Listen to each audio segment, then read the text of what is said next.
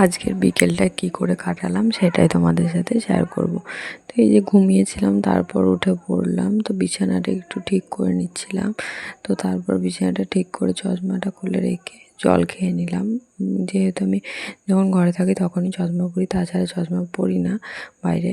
তো এই যে জানলায় দাঁড়িয়ে দাঁড়িয়ে আমাদের বাড়ির সামনে ঠাকুরতলায় সবাই খেলা করছিল, তো সেটা দেখছিলাম, কিছুক্ষণ দাঁড়িয়ে দাঁড়িয়ে দেখলাম। তো তারপরে এই যে জামা প্যান্টের মেলা ছিল, তারপরে এই মটর মেলা ছিল, মুসুরি মেলা ছিল, আচার মেলা ছিল, তো সেগুলোই তুলতে চলে গেছিলাম। তো আচারটা প্রথমে রেখে দিলাম, না হলে মুসুরির ধুলোগুলো পড়বে।